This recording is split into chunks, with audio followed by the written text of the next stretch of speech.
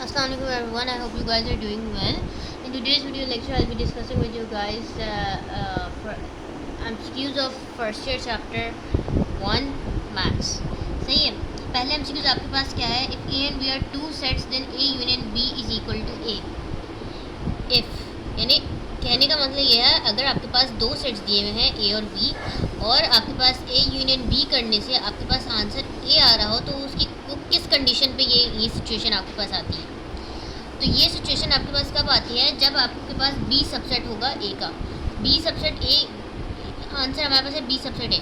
अब ये इसका आंसर ही किस तरीके से है, सबसे पहले आपको ये पता होना चाहिए कि सबसेट का मतलब क्या होता है. सबसेट का मतलब ये होता है, फॉर एग्जांपल अगर मैं ये कह रही हूँ कि B सबसेट है, इसका मतलब है B के सारे एलिमेंट्स A में मौजूद हैं. ठीक है, B के सारे एलिमेंट्स A में मौजूद है. अब इसको मैं जस्टिफाई भी करती हूँ. ये आपके पास है फॉर एग्जांपल 1 2 3 और यूनियन आप इसका करें. यूनियन करते हुए याद रहे, यूनियन करते हुए हम सारे सेट्स को मिला के कलेक्टिवली एक साथ लिख लेते हैं. जो रिपीट में आ रहे होते हैं नंबर्स, उनको एक दफ़ा लिखते हैं. जबकि इंटरसेक्शन में हम दोनों सेट्स में जो सिर्फ कॉमन होता है वो लिख रहे होते हैं. ठीक है, अब ये मैं आपको कर देती हूँ. ये B हमारे पास है 1 और 2. अगर मैं अब देखो, अब इन दोनों नंबर्स का मैंने यूनियन लिया, मेरे पास आंसर क्या आएगा? ये आएगा आंसर यूनियन करते हुए. तो वो A क्यों आ रहा है? क्योंकि B के सारे एलिमेंट्स A में मौजूद हैं. B इसका मतलब हुआ क्या हो गया? सबसेट हो गया A का. सही है. अच्छा, दूसरे MCQs की तरफ बढ़ते हैं. If A and B are two sets and A union B is equal to A intersection B.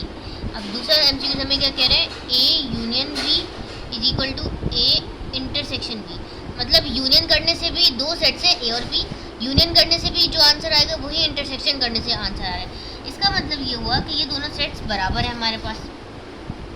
जब भी हमारे पास ये कंडीशन आएगी, फॉर एग्जांपल अगर मैं ये है, A मेरे पास है 1 2 3 और B मेरे पास क्या है 1 2 3. अब मैं इनका यूनियन लूँगी तो भी मैं 1 2 3 लिखूँगी. A यूनियन B भी मेरे पास क्या आ जाएगा? 1 2 3 आ जाएगा. और जब मैं A इंटरसेक्शन B कर रही होंगी तो उसमें भी कॉमन नहीं लिखना है, कॉमन तो ये सारे ही हैं, तो 1 2 3 आ जाएगा. तो मेरे पास आंसर क्या होगा कि ये कंडीशन किस केस में जस्टिफाई हो रही है? उस केस में होगी जब A के सारे सेट B में A और B के दोनों के एलिमेंट्स जो हैं वो सेम हों. अब यहाँ पे ये भी हो सकता था कि 3 2 1 लिख दी थी मैं, तब भी आंसर यही रहना था. नंबर्स के अरेंजमेंट से फ़र्क नहीं पड़ना था. ठीक है, तो A जो है वो B के इक्वल है. अच्छा, आगे बढ़ते हैं. If A subset B then A intersection B is, ये मैं आप लोगों को दिखाती हूँ. A सबसेट है B का, देन A इंटरसेक्शन B. अगर A सबसेट है B का, इसका मतलब है A के सारे एलिमेंट्स B में मौजूद हैं. ठीक है, तो अगर मैं उस फॉर एग्जांपल यानी अगर मैंने ले लिया A ले लिया 1 और 1 2 3 ले लिया और B मैंने ले लिया 1 2 3 4. तो A सबसेट है B का मतलब ये है कि A के सारे एलिमेंट्स देखो B के अंदर एग्जिस्ट करेंगे. 1 2 3 ये भी 1 2. अगर मैं A और B का इंटरसेक्शन करूँगी, यानी इन दोनों में सिर्फ कॉमन लूँगी, तो हमारे पास कौन से आ जाएंगे? अब मैं A इंटरसेक्शन B कर रही हूँ तो मेरे पास आंसर क्या आ जाएगा? A आ जाएगा. इंटरसेक्शन में सिर्फ कॉमन लिखते हैं, कॉमन में हमारे पास 1 2 3 आएंगे. 1 2 3 किस सेट में आ रहे हैं? A में आ रहा है, तो आंसर मेरे पास A आ जाएगा. तो इसका आंसर आपके पास क्या बन जाएगा? A बन जाएगा.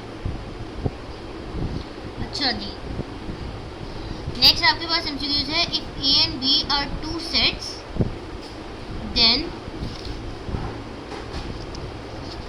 A union B. अब इसके चार ऑप्शन है, वो मैं चारों लिखती हूँ, फिर आप लोगों को समझ में आएगा इसका.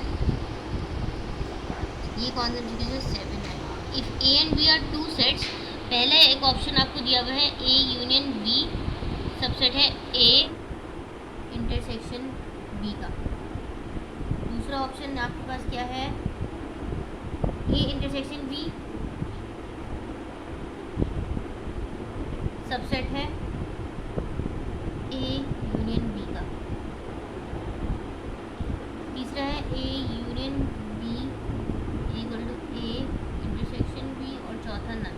सही है, तो मैंने लिखा. अब अगर तो मेरे पास देखो, इनमें से कौन सा केस नॉर्मल केस में हमारे पास जस्टिफाई करेगा? अब ये देखो,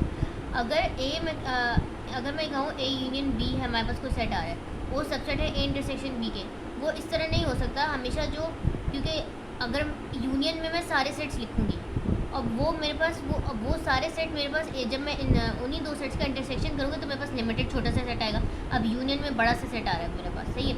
तो वो बड़ा सा सेट जो है वो कैसे सबसेट हो सकता है उस छोटे से सेट का, वो बड़ा सा सेट पूरा उसमें एग्जिस्ट ही नहीं कर रहा, सही है। अब दूसरा केस देखो, तो दूसरा केस हमें हमारी जो सिचुएशन है उसके हिसाब से कंप्लीट होता है। वो किस तरीके से, अब ए इंटरसेक्शन बी में मेरे पास जो लिमिटेड नंबर होंगे, यूनियन ए यूनियन बी में सारे नंबर होंगे, तो ए इंटरसेक्शन बी वाला जो सेट होगा वो सबसेट होगा ज़ाहिर है ए यूनियन बी का। वो इस वजह से क्योंकि वो पूरा का पूरा इस यूनियन करते हुए जो बड़ा सेट हमारे पास आता है, ये छोटा सा सेट उसके सारे एलिमेंट्स उस बड़े सेट के अंदर एग्जिस्ट कर रहे होते हैं। जब भी हम कहते हैं कि ए इंटरसेक्शन बी जो है हमारे पास वो सबसेट हो जाता है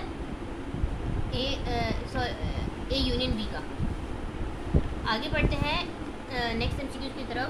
वो हमारे पास क्या है, ए की वैल्यू हमें दी हुई है 1 2 3, बी की वैल्यू हमें क्या दी हुई है 1 2।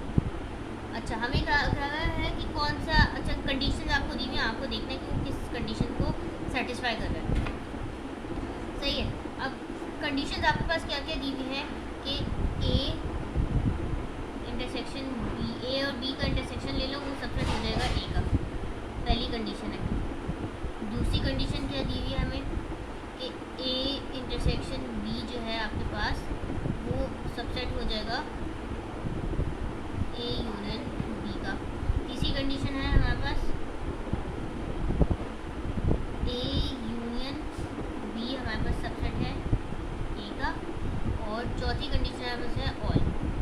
अब देखो, अब यहाँ पे हमारे पास देखो ए और बी का मैं इंटरसेक्शन करूँगी तो मेरे पास आंसर क्या आ जाएगा, सिर्फ बी आ जाएगा।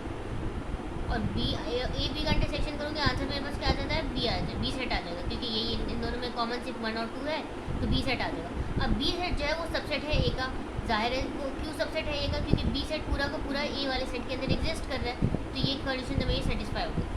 नेक्स्ट कंडीशन पे आते हैं, ए इंटरसेक्शन बी जो है वो सबसेट है ए यूनियन बी का, जाहिर है। अब ए इंटरसेक्शन बी में हमारे पास जो इंटरसेक्शन में कॉमन जो आ रहा सेट वो बी का आएगा, तो मतलब ए इंटरसेक्शन बी मुझे पता है कि वो बी के बराबर है। ए इंटरसेक्शन बी मेरे पास का रिजल्ट बी है, बी सबसेट है ए यूनियन बी का, तो ए यूनियन बी में तो पूरा सेट आ जाएगा और बी इसके अंदर एग्जिस्ट कर रहा है, तो ये कंडीशन भी हमारे पास सेटिस्फाई होगी। तीसरा है ए यूनियन बी जो है वो सबसेट है ए का। ए यूनियन बी करोगे तुम लोग, आप लोग जब ए यूनियन बी करेंगे तो आप लोग के पास आंसर क्या आएगा, ए ही आएगा, क्योंकि कल ए में सारे सेट आ जाएगा, यूनियन करते हुए आंसर ए आएगा। और ए जो है वो सबसेट है ए का, तो ए भी सेटिस्फाई हो गई। इसका मतलब है हमारे पास आंसर क्या हो जाएगा इसका, वो ऑल हो जाएगा, सही है। नेक्स्ट एमसीक्यूज की तरफ आते हैं। ए हमें क्या दिया हुआ है 1 2 3,